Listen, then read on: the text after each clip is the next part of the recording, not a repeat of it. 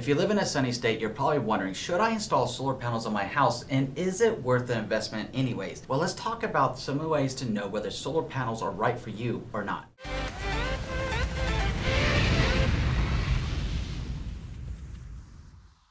My name is Andrew Finney, and my passion is helping you make sense of real estate. If you need help finding a top agent near you, or if you simply want to drop me a line and say hello, my contact info is below. If you're new here, please go ahead and subscribe to this channel now and like this video. Thank you. All right, my friend, let's take a closer look at this. With rising prices and electrical costs, we are always wondering what can we do to save on our electrical bill, and with sunny states in specific, should we be installing solar panels? So let's take a look at 6 points to help you decide whether this is right for you. The first consideration is it a good idea to install solar panels on your house? As we're considering installing solar panels on our house, let us consider what state we live in and if it makes sense for us to install them. Obviously, if we're in a colder state, it may not make as much sense, especially if the geography or the terrain are causing a problem from the sun hitting the solar panels, or there's essentially not enough light. So rule number one is to make sure that you are truly in a sunny state, perhaps like California, Nevada, Utah, Arizona, New Mexico, Texas. The Southwest and Western states are great candidates for this, as are some of the southern states. So please first consider where you live and whether it even makes sense based upon the amount of natural sunlight that you get. What is the goal that you have for having solar panels? Are you simply looking to reduce your monthly consumption and reduce your monthly electric bill? Or are you looking to add value to the property? The reason this becomes important is because if you're using a lease system, yes, you can lower your monthly electric bill, but it won't necessarily add value to your property since they're leased, and the new buyer is going to have to assume that lease. Whereas if you own the solar panels, you can actually get money back from an appraised value for installing the solar panels, and depending on how much that appraiser values the system at, you may get back all your money or some of your money. So it's important to have that conversation with your trusted real estate advisor if you're considering it from a future resale point of view. Now, ultimately, I would believe most of us would want to install solar simply to save on our electric, do a good thing by the environment, and helping Mother Nature out by giving her a break from being broken into for fossil fuels. The second thing that we want to think through are the different types of solar systems available to you. If we take a closer look at the different solar options that you have available, there are 3 different ways to look at this. The first one is, do we want to simply heat water using the sunlight? Maybe you have a pool and maybe you want to use it as a solar water heater, or you want to tie in your water heater in your house so that you can have the natural light heat up the water that you use every day to take your shower, right? But most of us are probably more concerned with generating electricity. And when we're talking about generating electricity for consumption in our home, there's 2 main categories this will fall into. Are we going to be off the grid with our solar panels, or are we going to be on the grid with our solar panels? If we're thinking about living off the grid and we're looking at off the grid solar panels, these are some of the more pricey solar systems to install. One of the reasons being is that you're truly off the grid. So what does that mean to you from a powering up of your house standpoint? That means that you also need to have a backup option available. Perhaps you're going to buy a diesel generator, or perhaps you're going to have a gasoline generator. You'll need some backup option to power your house in those cloudy days or inclement weather days when your solar panels aren't going to cut the snuff. The other reason that you're going to incur a bigger fee with off-the-grid systems is that you're going to need battery storage. Ideally, the battery storage can buy you some time before you have to go into your backup options. At some point, though, it is highly probable those backup options will be necessary to power up your home, so they become much more expensive to install given the different equipment that's required. One other consideration with off-the-grid systems is that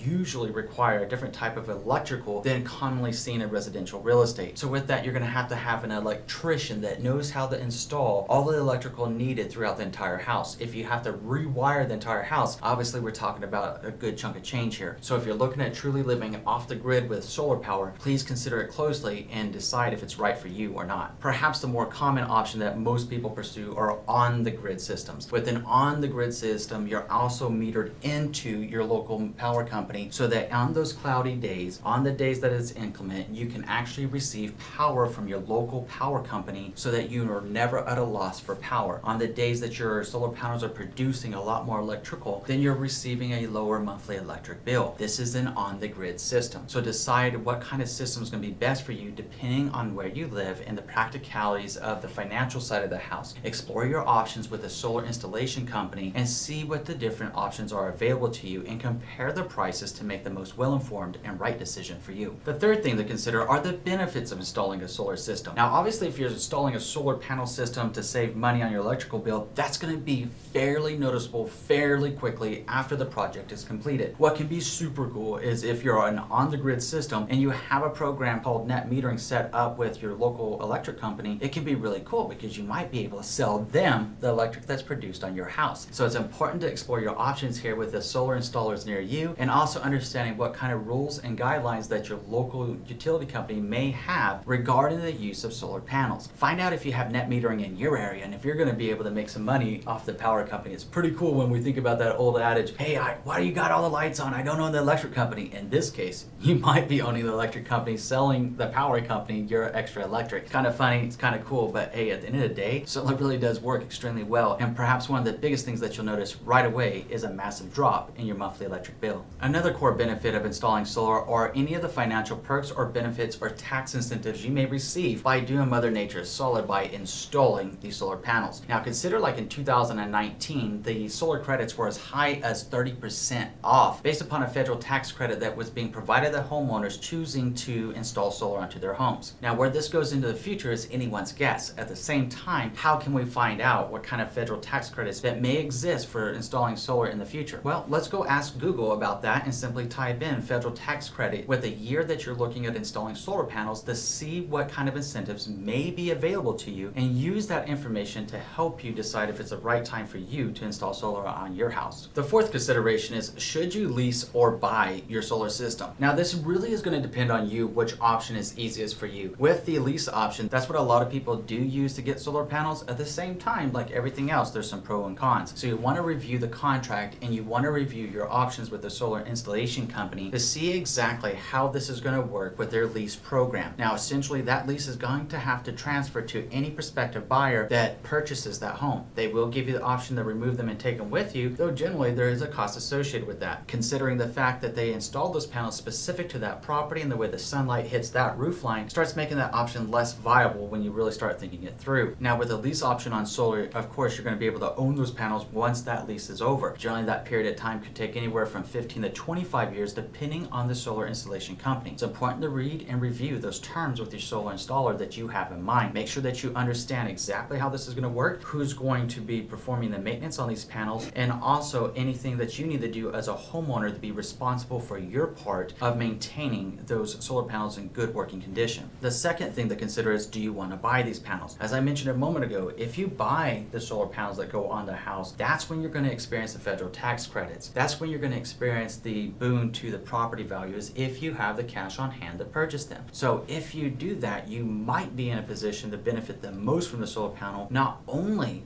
by having a reduced electrical bill every month, but also whenever you look at your future resale value, and also when you consider the federal tax credits that you may have received when you chose to install your solar system. Weigh out the two, make the best decision that's right for you. Just always please read and review all the information presented to you from the solar installation company. Ask any questions that you may have. Talk to any friends or family or work colleagues that you know of that has installed solar on their home so you can make a well-informed decision that's right for you. The fifth consideration is understanding how solar system impacts your home's value. As we've mentioned a couple of times during our conversation today, if you have the lease option, it's not going to give you any added benefit to your home. I'm sorry, it's just not going to do that. It's a lease, you don't own it, so you can't provide it as a benefit to the property by saying, hey, I'm going to cash in on this because I installed it. You don't know that. The solar installation company that installed it is who owns it, and they're essentially using the solar panels on your roof to sell it back to the local electric company while you're experiencing the benefits of a reduced bill. But it will not add value to the property if you have a lease option on solar. So that brings us to the second thing that we have talked about a couple times as well, buying the solar panels outright. And when you buy the solar panels outright, yes, that will most definitely add to the value of your home. How much the solar panels are going to impact your property value and how much more you're going to be able to sell for is ultimately going to be determined by a real estate appraiser near you. So if you're wondering how much you can get from your resale value of those solar panels, please contact your trusted real estate advisor. Get in touch with a residential real estate appraiser that knows how to value solar systems and ask them what is the going rate for a home that has solar panels. It's going to come down to the size and the array of the system, what the electrical output of the system is, and they're going to take in the life of the system as well. Have that conversation with them, because just like every home is unique, so is every solar system that's out there. Make sure that you're planning and setting yourself up for future success by knowing whether the lease option is better for you or if you prefer to buy them outright. As a side note here, if you're going forward with an off-the-grid system, then please consider the very real fact that you've eliminated probably 90% of the home buying pool and the future resale. Most buyers are going to want to be tied into the grid to make sure they have a constant flow of electrical into their home. Now, of course, the other 10% of the buyers might be, hey, you know what, I want to get the heck off the grid too, so I'm cool with this, and I'll go ahead and do this. At the same time, just understand that if you're looking at an off-the-grid system, you are restricting your future buyer pool, so make sure that it's the right decision for you whenever you're making this decision.